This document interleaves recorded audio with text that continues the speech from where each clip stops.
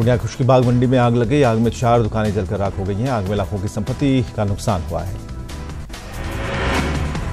नारायणपुर के Pataliputra station road में अतिक्रमण हटाने के दौरान बिल्डिंग गिराने का लाइव वीडियो सामने आया है। बहुमंजिला इमारत गिराने के लिए जेसीबी मशीन का सहारा लिया गया। नवादा के बलियारी गांव में अज्ञात वाहन ने मां बेटे को रौंद दिया। इसमें बेटे की मौत घटनास्थल पर हो गई, वहीं मां गंभीर रूप से घायल है। बेतिया के मोहदीपुर पंचायत में गन्ने के खेत से युवक का शव मिला है। गला दबाकर हत्या की आशंका जताई जा रही है। युवक की पहचान रवि चौरसिया के रूप में हुई है।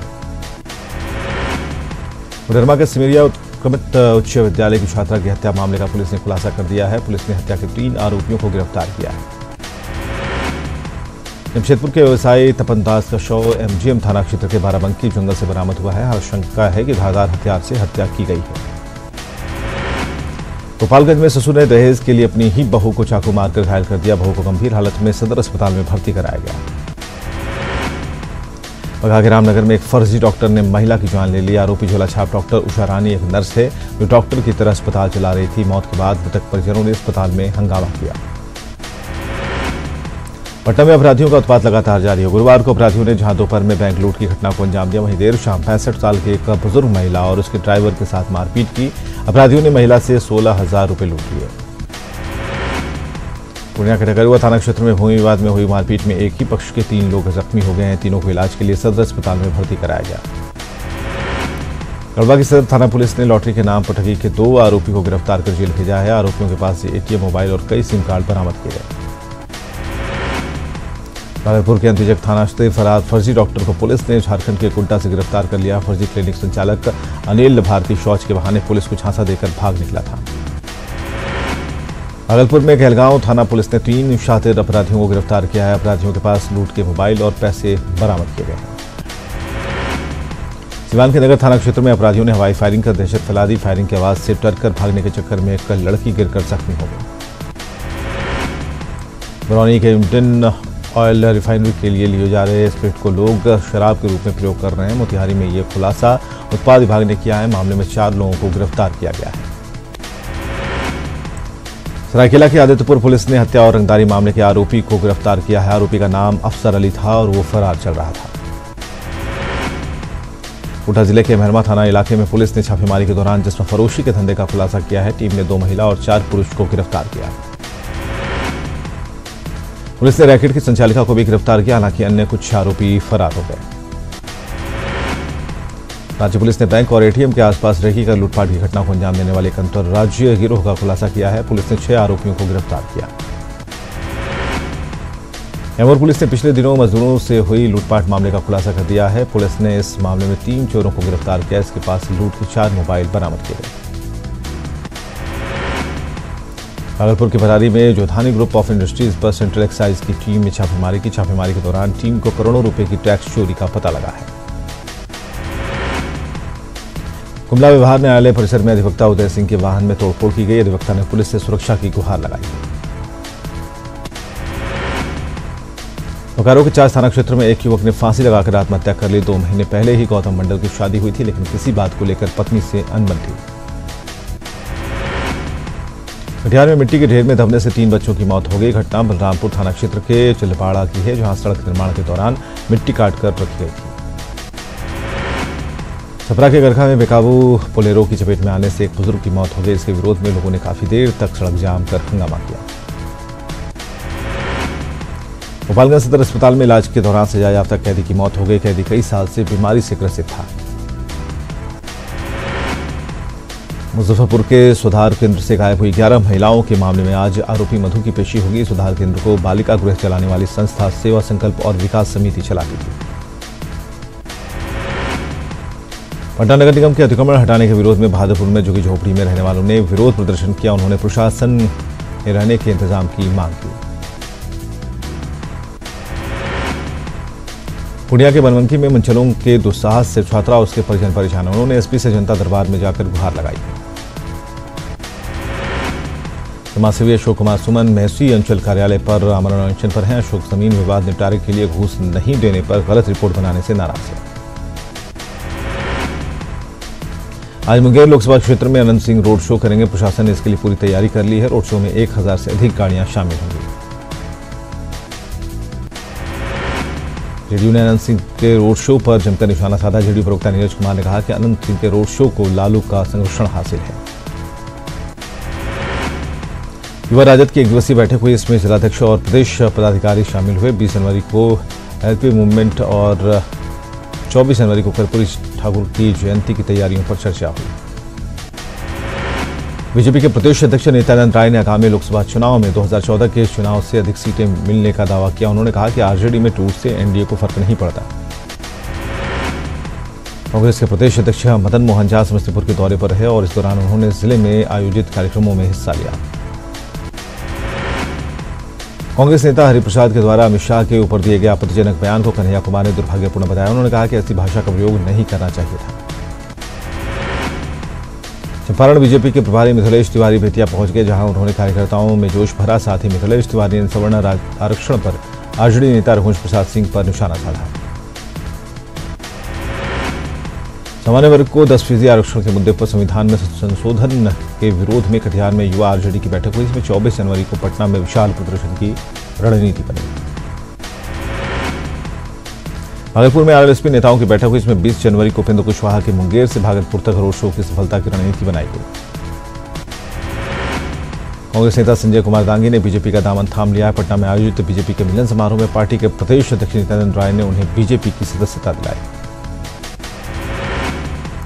समस्तीपुर में आरजेडी का SC/ST जिला कार्यकर्ता सम्मेलन का आयोजन किया गया। सम्मेलन का उद्घाटन पूर्व मंत्री आलोक कुमार मेहता ने किया। बोकारो की समाज सेविका और शिक्षाविद डॉक्टर परिंदा सिंह ने अपने समर्थकों के साथ कांग्रेस का दामन थाम लिया। रांची के कांग्रेस भवन में आयोजित मिलन समारोह में प्रदेश अध्यक्ष की मौजूदगी में उन्होंने कांग्रेस की सदस्यता ली। रांची स्थित सीएम आवास में एनडीए विधायक दल की बैठक में बजट सत्र को लेकर रणनीति पर मंथन हुआ। बैठक में सीएम ने अपने सभी मंत्रियों को पूरी तैयारी के साथ सत्र में आने और विपक्ष के हर सवाल का जवाब देने का निर्देश दिया।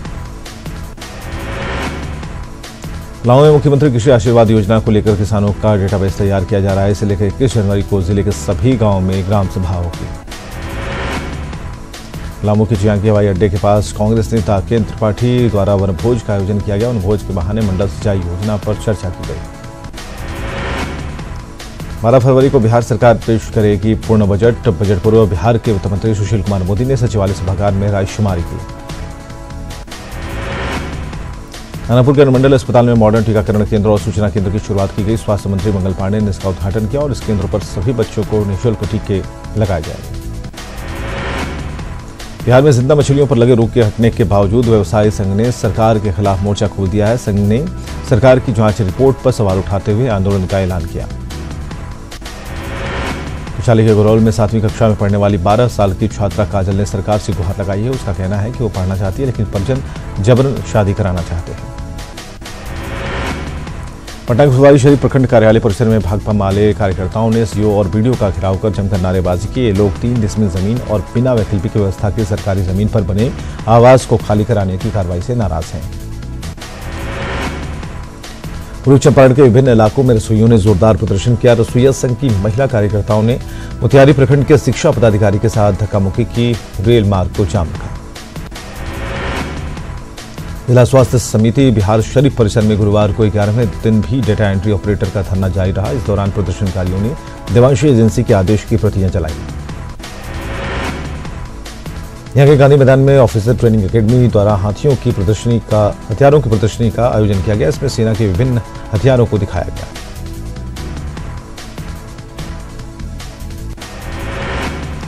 कटिहार के कृषि विज्ञान केंद्र में एफओ की ओर से किसान मित्र समूह प्रशिक्षण कार्यक्रम आयोजित किया गया। इसमें 50 प्रगतिशील किसानों ने उन्नत कृषि की तकनीकों को जाना। जेडीयू ने कर्पूरी ठाकुर की जयंती समारोह की तैयारी शुरू कर दी थी। पिछड़ा वोटरों को एकजुट करने में जुटे जेडीयू नेता लगातार क्षेत्रों का दौरा कर रहे हैं और इसी कड़ी में छपरा में बैठक हुई। मुंबई के डीएम ने पूरे लाव लश्कर के साथ लक्ष्मीपुर प्रखंड क्षेत्र का औचक निरीक्षण किया और कई विकास योजनाओं की जांच की। कई योजनाओं में गड़बड़ी पाए जाने पर बीडीओ को शो कॉज जारी किया और सीओ के खिलाफ कार्रवाई का आदेश दिया। औरंगाबाद में सिविक एक्शन प्लान के तहत सीआरपीएफ ने मदनपुर में सिलाई कटाई प्रशिक्षण शिविर की शुरुआत की। 30 दिन तक चलने वाले इस कैंप में कुल 30 युवतियों को प्रशिक्षित किया जाएगा। शेखपुरा के छिवाड़ा ब्लॉक में एक कार्यक्रम में पहुंचे विधायक रणधीर कुमार सोनी की गाड़ी को स्थानीय महिलाओं ने रोक लिया और महादरी टोला में पेयजल संकट दूर करने की मांग करने लगे। सरायकेला के आदित्यपुर स्थित एनआईटी के छात्रों ने स्कॉलरशिप की मांग को लेकर धरना दिया। साथ ही स्कॉलरशिप की राशि नहीं बढ़ाने पर पढ़ाई को बाधित करने की चेतावनी दी। न्यूज़ 18 की खबर का बड़ा असर हुआ है। ड्रग इंस्पेक्टर ने सभी फेंके गए डायलेक्स डीसी कफ सिरप को जांच कर जब्त किया है। झारखंड में पारा शिक्षकों के संजय दुबे गुट की हड़ताल खत्म हो गई है। शिक्षा मंत्री के साथ वार्ता के बाद सभी आज से काम पर लौट जाएंगे। गुमला में न्यूज़ 18 की खबर का बड़ा असर हुआ है। डीसी ने लैंपस गोदामों में भरे धान को राइलस भेजने और फिर से धान की खरीदारी शुरू करने के निर्देश दिए हैं। रांची में बनने वाले शहीद स्मारक के लिए गुमला के विभिन्न पंचायतों के सरना स्थल से मिट्टी संग्रहित की गई है और इसे लेकर कामडारा में भव्य कार्यक्रम का आयोजन किया गया। साहिबगंज में शहीदों की प्रतिमा को लेकर सभी गांवों से मिट्टी संग्रहित की जा रही है। इस मिट्टी से रांची में बिरसा मुंडा का स्मारक बनाया जाएगा। कटिहार में बारसोई अनुमंडल के पीडब्ल्यूडी मैदान में 2 दिवसीय कृषि उद्योग मेला शुरू हो गया है। मेले का उद्घाटन खान एवं भूतत्व मंत्री विनोद सिंह ने किया। साहिबगंज में डीसी ने 2 दिवसीय कृषि मेले का उद्घाटन किया। मेले में कृषि विभाग की ओर से कई तरह के स्टॉल लगाए गए हैं। नगर निगम स्वच्छता की रैंकिंग सुधारने की कवायद में जुट गया है। मेयर और नगर आयुक्त ने कर्मचारियों के बीच जैकेट का वितरण किया। देवघर में 19 जनवरी को पुस्तक मेले की शुरुआत होगी। 30 जनवरी तक चलने वाला ये पुस्तक मेला महात्मा गांधी की 150वीं जयंती को समर्पित होगा। आपका प्रशासन आपके द्वार कार्यक्रम के तहत बारचट्टी प्रखंड के पथलुका पंचायत में एक कार्यक्रम का आयोजन किया गया। इसके तहत चलाए जा रहे कार्यक्रमों की लोगों को जानकारी दी गई। बांका में सशस्त्र सुरक्षा बल की ओर से पशुओं के लिए शिविर लगाया गया। इसमें बीमार पशुओं का इलाज किया गया, साथ ही दवाइयां दी गई। पूर्वी चंपारण में मदर डेयरी के प्लांट की शुरुआत होगी। 19 जनवरी को केंद्रीय मंत्री राधा मोहन सिंह इसका उद्घाटन करेंगे। मुंगेर रेंज का डीआईजी बनने के बाद मनु महाराज पहली बार लखीसराय एसपी कार्यालय पहुंचे। इस दौरान उन्होंने जिले में बढ़ते अपराध और नक्सल समस्याओं को लेकर पुलिस अधिकारियों के साथ बैठक की। लोहरदगा जिले के बंडरा प्रखंड स्थित भौरो गांव में शहीद पांडे गणपत राय की जयंती समारोह मनाई गई और इस मौके पर शहीद पांडे गणपत राय की प्रतिमा पर माल्यार्पण कर विकास मेले का विधिवत उद्घाटन किया गया। गुमला में मुख्यमंत्री कृषि आशीर्वाद योजना को सफल तरीके से लागू करने के लिए काम शुरू हो गया है। इसके लिए जिले के किसानोों में खुशी का माहौल है। प्रधानमंत्री द्वारा स्वच्छता अभियान को लेकर पूरे देश में स्वच्छता सर्वेक्षण चलाया जा रहा है। इसमें कुल 4,4100 शहर के नाम चुने गए हैं। इनमें जमशेदपुर का नाम भी है। जनवरी में इसका सर्वेक्षण होगा। सर्वेक्षण में जमशेदपुर शहर को टॉप में लाने के लिए शहर को दुल्हन की तरह सजाया गया, लेकिन शहर की लाइफलाइन नदी आज भी बदहाल है। साहिबगंज की रांगा पुलिस भवन जर्जर है। यहां कभी भी कोई हादसा हो सकता है। पुलिसकर्मी जर्जर भवन में रहने को मजबूर है। औरंगाबाद के चिल्लघी गांव के किसानों ने अपनी मेहनत और लगन से परिस्थितियां बदल दी हैं। किसानों ने विपरीत जलवायु के बाद भी स्ट्रॉबेरी की खेती कर कमाल कर दिया है। पतरातू पावर प्लांट में सिविल वर्क शुरू कर दिया गया है। काम को समय पर पूरा करने के लिए 600 से अधिक मजदूर दिन रात काम कर रहे हैं। उद्योग भारती सरायकेला जमशेदपुर ने अपना रजत जयंती समारोह मनाया। आदित्यपुर में आयोजित समारोह में उद्यमी संगठनों के साथ छोटे बड़े कई उद्यमियों ने हिस्सा लिया। बांका में मंदार महोत्सव के तीसरे दिन शानदार सांस्कृतिक कार्यक्रम पेश किए गए। इस दौरान मशहूर गायक अल्ताफ राजा ने अपने सुरीले आवाज से समा बांधा।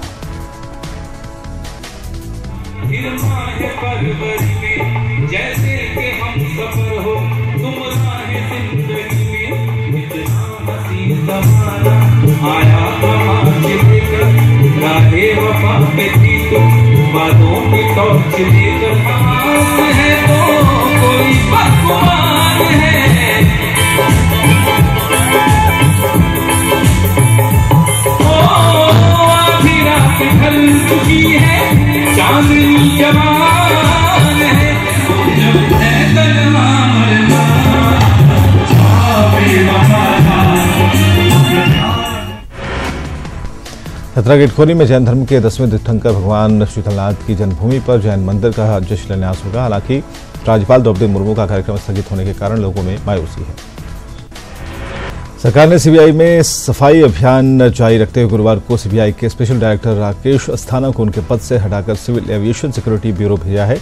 उनके साथ ही joint director A Sharma, DIG MK. Sinha और जयंत नायक नवारे का कार्यकाल भी घटा दिया है। जम्मू कश्मीर के राजौरी जिले में नियंत्रण रेखा के पास पाकिस्तानी सैनिकों ने संघर्ष विराम का उल्लंघन किया। रात को हुई इस फायरिंग में कई जानवर मारे गए, वहीं एक व्यक्ति जख्मी हो गया। देश की पूर्वी सीमा पर चीनी सैन्य जमावड़े की काट निकालते हुए सरकार ने स्ट्रेटेजिक रूप से अहम भारत तिब्बत सीमा पुलिस कमान को चंडीगढ़ से जम्मू कश्मीर में लेह भेजने का आदेश दिया है। आरएसएस प्रमुख मोहन भागवत ने नागपुर में प्रहार समाज जागृति संस्था के रजत जयंती कार्यक्रम में शिरकत की। उन्होंने अपने संबोधन में कहा कि भारत की आज़ादी के 70 साल होने के बाद ऐसा नहीं है कि देश ने तरक्की नहीं की, देश आगे बढ़ रहा है और भारत का भविष्य उज्जवल है। पेट्रोल और डीजल की कीमतों में बढ़ोतरी का सिलसिला जारी है। आज दिल्ली में पेट्रोल में 8 पैसे और डीजल में 19 पैसे की बढ़ोतरी हुई। कल दिल्ली में पेट्रोल की कीमतें 70 रुपये 47 पैसे और डीजल की कीमत 64 रुपये 78 पैसे थी। दिल्ली के शकरपुर इलाके में शादी समारोह में एक रिश्तेदार ने वधू पर अचानक गोली चला दी। इस हमले में वधू गंभीर रूप से घायल हो गई।